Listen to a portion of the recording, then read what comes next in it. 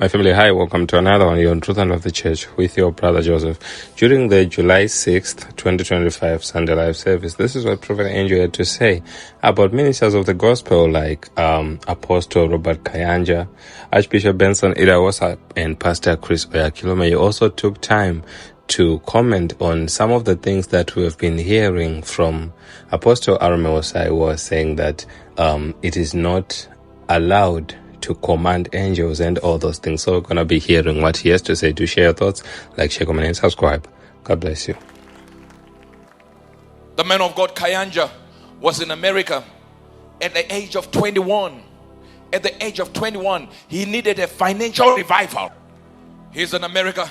He begins to minister. It's happening already. People are seeing it already. Maleka kujape. Now watch this. And he wants a revival of finances. So he's called to preach. So he's ministering.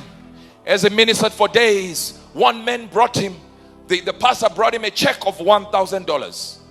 And he's saying, I'm coming from Uganda. I don't know what to do with the check. Of course, you can go and cash a check, but they have to take a percentage as you cash it.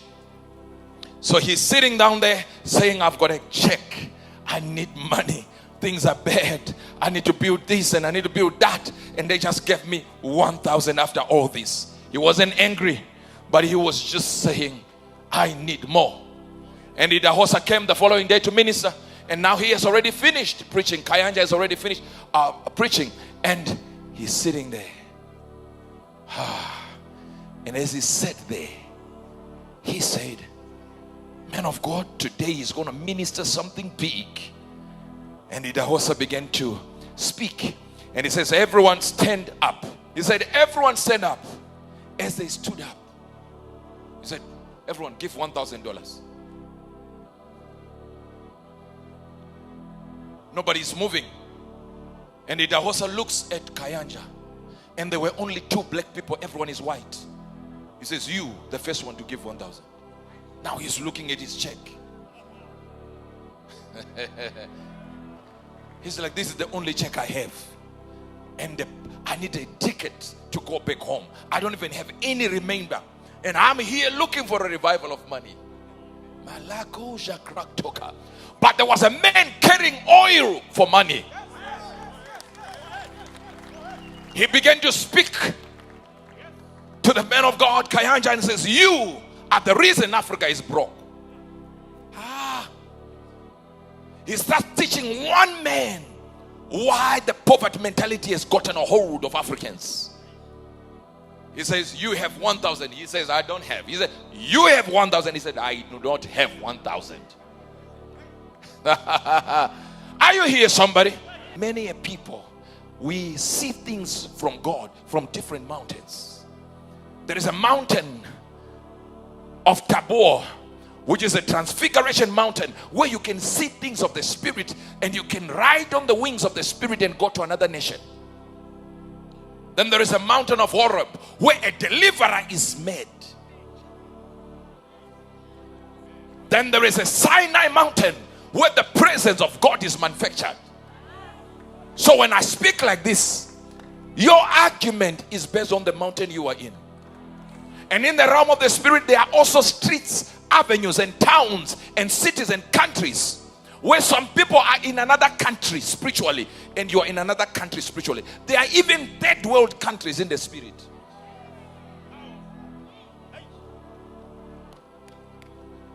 Countries ravished by poverty that you can be in here in this church while I'm in another country spiritually and you're in another country spiritually. That when you hear me talk, it's like I'm talking stories. I had a raging argument just a few weeks ago. People were saying, are we able to send angels or we can't send angels? I know you were told that we should be commanding angels. I choose to believe the Bible. You know, when Jesus was on the cross, Jesus said, if it's my wish, I would have freed the Father and the angels. But you believe now that you have more rank than Jesus, so you just tell the angels. Oh my God, what an argument. Brilliant men of God. Wonderful. Arguing on non-entities. How can we not send angels? It says, and these ministering spirits sent to minister 4, not 2. They work for us.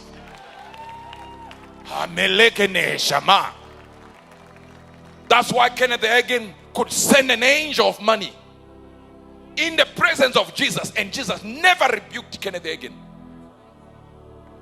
And then you hear the same people saying, I can call angels to come here. I will talk to God to do this. Exactly, sir. Ma'am. Everyone who says they can command angels without the permission of God is sinning. Everything we do in Christianity is based on instructions from the Spirit. Yes, God agreed. So the argument should rest and die. Because if God allows you, you can. And everyone agrees. So don't argue. Today, you will send angels. My God, Jesus Christ has already agreed.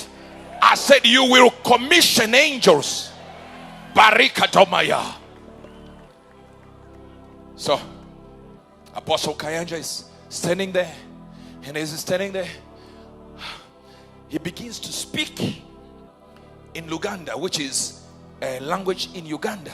He speaks in that language, arguing with himself sitting there. And Idahosa can't understand the language, but he points at him and tells him what he was saying, arguing with himself on whether to drop the $1,000 check or not. This is not a moment of giving. I'm just giving you what revival is. Then he finished the service. He had already given all his money. Now he doesn't know how to go back to Africa. He's only 21 years old. And Idahosa is standing in front. And he says, all the money we collected is to build a church for this man of God who is white, in a white church, only 2 black people. And the man of God, Kayanja, sits there and goes like, what sort of man is this? You are building churches for white people? If you hear him talk, he says, I said it because in my brain I had poverty mentality. He finished service. Idahosa is said to have gone to Africa, and Kayanja waits for something to happen. As he waits for something to happen, are you here? So he leaves and he goes to his hotel and he gets a pastor, says, look, I want you to preach for me for a few days. He says, okay, I'm going to preach for you for a few days. He begins to preach. He begins to preach. When he finished, there was somebody who just mentioned Idahosa to him. He said, Idahosa is not a man of God. Remember, he left me with nothing. Yeah. So he's thinking, how can a man of God do this? Put me in a corner to give. And then decree that within a few days there's going to be a revival of money. You even have money to build your church, to start building your church. He's telling everyone. And that 1,000 he was given, he sold. Now, somebody's talking about it. I said, he's not a man of God. The pastor said, wait a minute. That man is a man of God. He said, he's not a man of God. Finished preaching. The preacher said, now, let me give you your money. He said, this is $3,000. It's for your ticket. The 7,000 is for this. Now you are in a presidential suite, and we give you 20,000 again. He said, Idahosa is a man of God.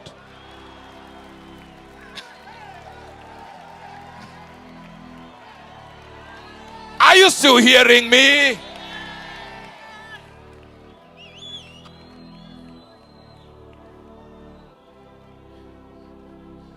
When revival comes, it will shock you with shocks. You will not understand why you are being forced in a corner to do things you don't even understand. It will put a demand on you that you will never be able to accomplish if there was no spirit. But most of you are not using the demands of the spirit, and they can come as a burden. You know, when I say burden, you just wake up with a burden to speak to the president and the parliament of your country. You don't know no one in that place. You have no access to anyone. But you just wake up that if I can talk to that man, hey, that's a revival taking place in your spirit. Something is already taking place.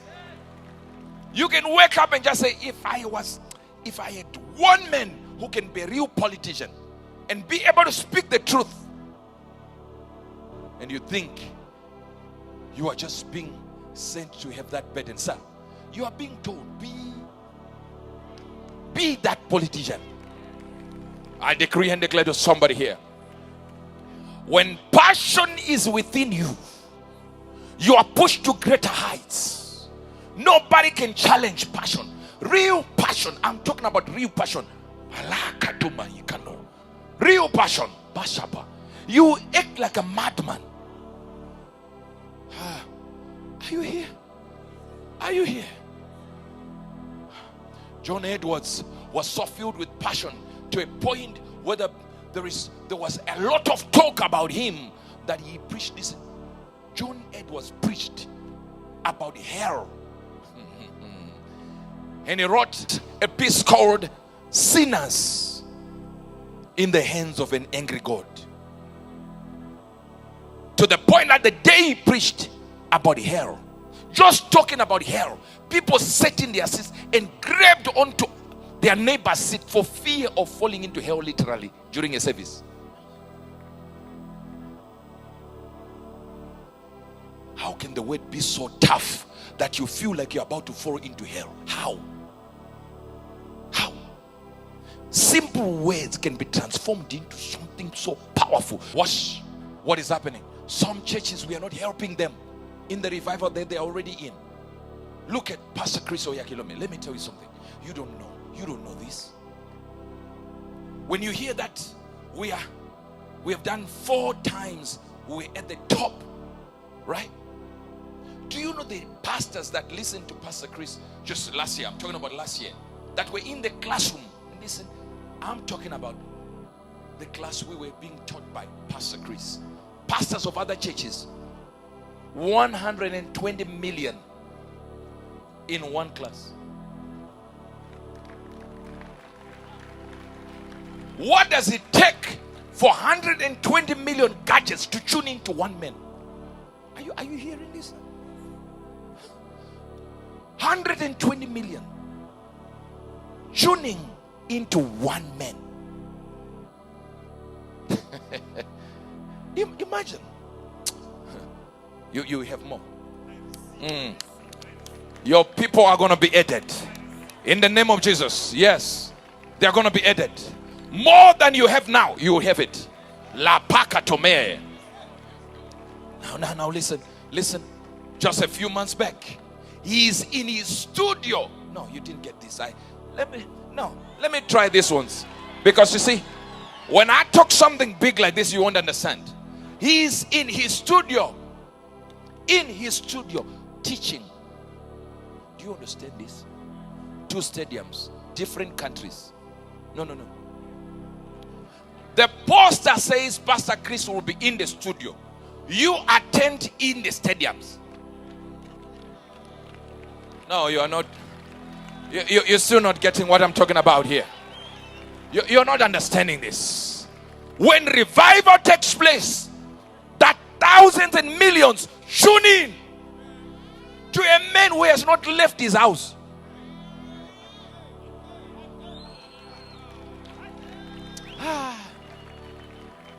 And everyone who is walking towards the stadium knows exactly that the man is not there. We are going to watch him on screen. Here it is. As if that is not enough, the stadium has an overflow. In another country, they know he's not coming.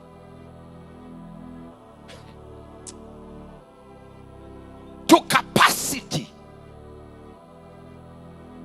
Say, you can't even fill your 10-roomed, 10-seater.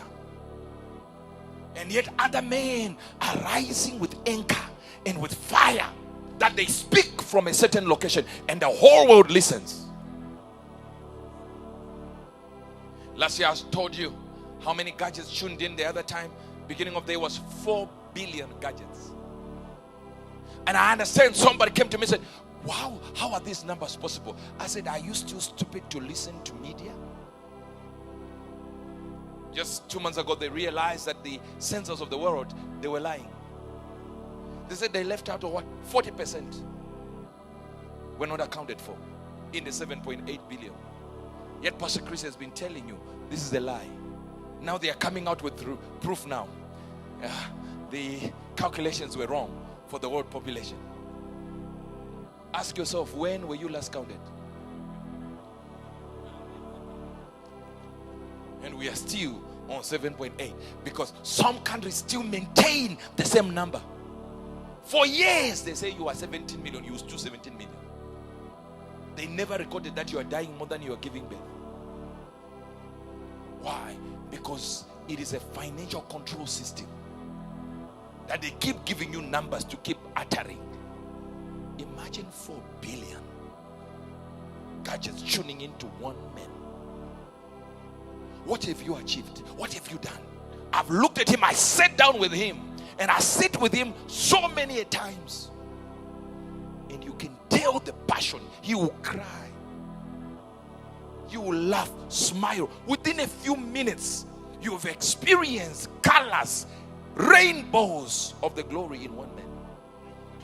One person's passion can be so dangerous that he can instruct things that you don't think he can instruct. One. The president got to Idahosa, the father of Pastor Chris, and he said, I've just seen you now. Listen, are you here? I've just seen you now, but we have not had rain for years. Please, can you talk to your God? That alone is powerful. That the president can say, I know you can bring rain. He's coming out of the state house like this. He turned to the president and said, give me 2 hours. The president said 2 hours to do what? 2 hours. If you have an umbrella, use it in 2 hours. Hi! Meluka shaparega. Say atale grato sopra. May. Sit down. What makes a man so powerful that he can tell the president, give me 2 hours? What is happening within him? A revival is already taking place. He doesn't care about you. It's a revival. Even in the bleakest of moments, Idahosa is hit by a car, flies in the air, on the ground, broken 10 places. His bones broken in 10 places. They carried him to the hospital. He arrived there, and there is this doctor who was not believing quite well in miracles. He said, Idahosa, you are in hospital? Why would you come to do? What did you come to do here? You are a man of the spirit. He says, I came to see you. He says, but do you need my medication? He said, no, you touch me, God touches me, I leave. The man said, this one will require months. He said, no sir, by 1 I'll be out, 1 o'clock. He said, no, it's not possible. 1 for you to come out at 1. 10 minutes to 1. Comes to check. 10 past 1. Comes to check the hospital. The guy is out. He went out. Aye. What is taking? Listen, it is not that the man is hearing from God. No, the man heard God. They say they are missing this. When a man is a man of the word and he knows he's backed up by the parliament of heaven and the word is there, then revival can start. I went to St. Lucia. I got to St. Lucia, and when we arrived, the prophet in that country received us at the airport and said, it has not rained here. I said, at 8 it will rain. I'm in the middle of the service and I get a tap on the shoulder. The president is trying to get to the stadium, to the hall. I said, the president is trying to get to the hall? He said, yes. 8 o'clock, close to 8, 2 minutes. They tapped me on the shoulder. 8 is about to hit. I turned around, I was like, 8, what is happening at 8? Is the president arrived? He said, you told people on TV that it's 8, rain is coming. I continued ministering. 8 o'clock, they tapped on me on the shoulder. Are you hearing outside?